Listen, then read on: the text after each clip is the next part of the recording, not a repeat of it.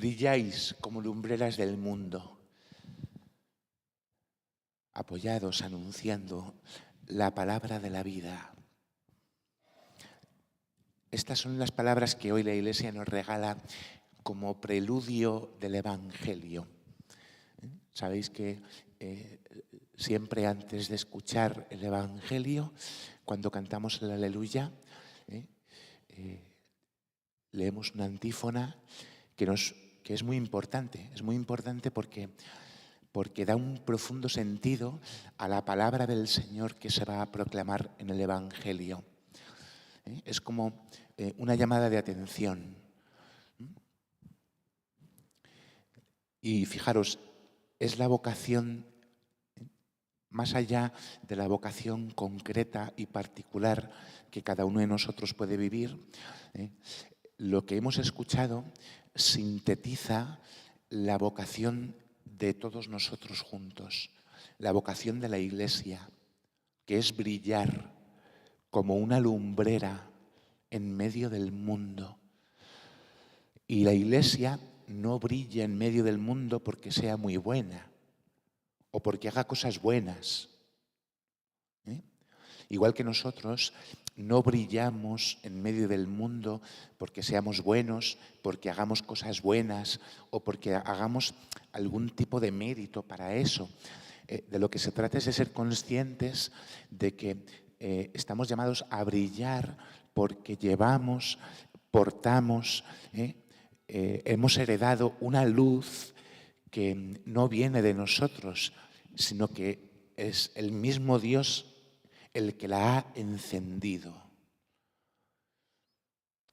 Es la palabra de la vida. La palabra de la vida que da sentido a todo lo que nosotros tenemos que vivir. La palabra de la vida que da sentido a lo que yo tengo que hacer, a lo que tengo que decir, a mi manera de actuar. Es la única razón por la que la Iglesia está llamada a brillar en medio del mundo, porque tiene una palabra de vida que ofrecer. Cuando la Iglesia deja de ofrecer esta palabra de vida, empieza un camino que le conduce a la muerte, un camino que puede ser de autodestrucción, y entonces deja de brillar. Y esto le puede pasar, o puede pasar en momentos concretos en la vida de la Iglesia, en la vida de nosotros, que somos los que formamos la Iglesia, vaya. Por eso es importante que entendamos, hermanos, que cuando todas las demás luces se apagan, hay una que no se puede apagar nunca, que es la luz que viene de Dios y que Dios hace brillar en los corazones que Él ha encendido a través de su palabra, del don de la fe. Esta es nuestra vocación. Entonces, nosotros, cuando vemos la situación en la que está el mundo en el que vivimos, y podríamos fijarnos y poner la atención en muchísimos acontecimientos y en muchísimas cosas, ¿no? Ahora tenemos todos muy delante la guerra que se está produciendo en Tierra Santa. ¿Cuál es la luz que nosotros tenemos que mostrar? Y no solamente la luz de decir, hay que rezar por la paz. Sí, hay que rezar por la paz, es verdad. El príncipe de la paz es el Señor. Nosotros hemos recibido la paz como don de Dios, que estamos llamados a vivir, a transmitir, ¿verdad? Pero algo más también tendremos que ofrecer. Porque cuando la guerra llegue a nuestra tierra, ¿cómo vamos a vivir? ¿Cuál es la luz que va a brotar de lo profundo de nuestro corazón? Y por esto tiene tanta importancia la enseñanza que el Señor nos deja hoy. Cuando hemos escuchado en el Evangelio que se confabulan ahí unos fariseos con unos herodianos y mandan allí a Jesús para tenderle una trampa con una pregunta. Porque esta era la forma en la que muchos se acercaban a Jesús. Como Jesús solía romper los esquemas de cualquiera, pues había que intentar cazarle de alguna forma.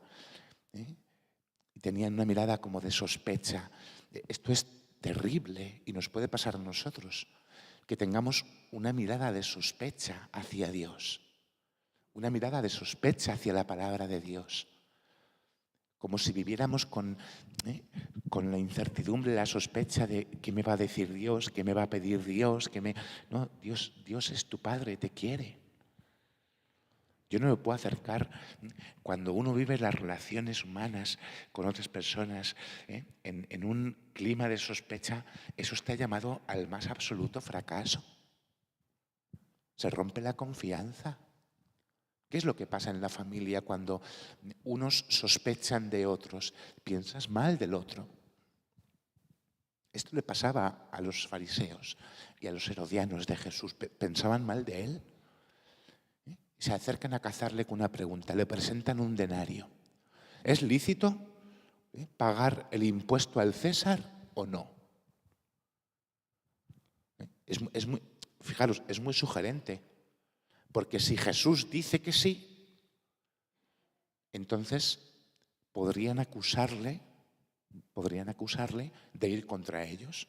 Claro, es que estás a favor del Imperio Romano, que nos tiene aquí asfixiados con impuestos, porque en aquellos tiempos el pueblo de Israel sufría de alguna forma una cierta opresión una cierta dominación por parte del Imperio Romano. Entonces, si Jesús dice que sí, pues es como que le podrían acusar de ponerse de parte del Imperio Romano, cuando él se autodefinía a sí mismo como el Mesías de Dios. Y además los judíos esperaban un Mesías liberador, que les liberase de la dominación política por parte del Imperio Romano. Pero claro, si Jesús dice que no, también está fatal.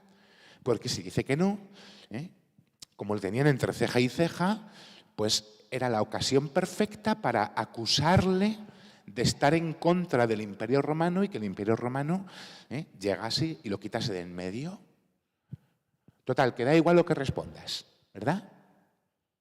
Que esto a veces nos puede pasar a nosotros, que vamos con la pregunta como para intentar pillar al otro, que parece que da igual lo que responda porque lo que responda va a servir para que le quitemos de en medio o lo critiquemos o lo juzguemos.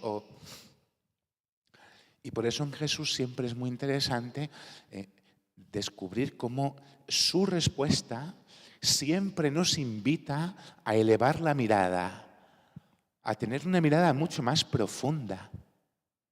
Traedme la moneda. ¿De quién son esta cara y esta inscripción? Del César. Dadle al César lo que es del César y a Dios lo que es de Dios. ¿Dónde ha dejado Dios inscrito su nombre? ¿Dónde ha dejado Dios plasmada su imagen? ¿No nos ha hecho Dios a nosotros a su imagen y semejanza? Nuestras almas, nuestros corazones, incluso nuestros propios cuerpos, ¿no llevan el sello de Dios? ¿No están marcados por el amor de Dios? Escuchábamos en la primera lectura del profeta Isaías este mensaje de parte de Dios a Ciro,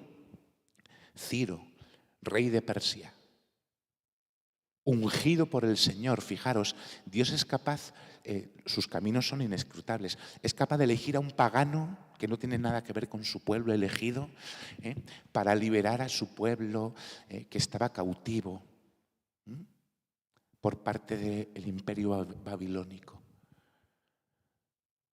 Esto dice el Señor a Ciro, su ungido. Te he puesto una insignia, tú no me conocías, te coloca un cinturón. Yo soy el Señor, el único Señor. Yo soy Dios, el único Dios. Nosotros, hermanos, fuimos ungidos también el día de nuestro bautismo. Yo lo tengo muy reciente porque ayer celebramos un bautismo en la parroquia. El día de nuestro bautismo, un sacerdote ungió tu pecho, tu corazón, con aceite para pedirle a Dios que te librara de verte dominado por el mal.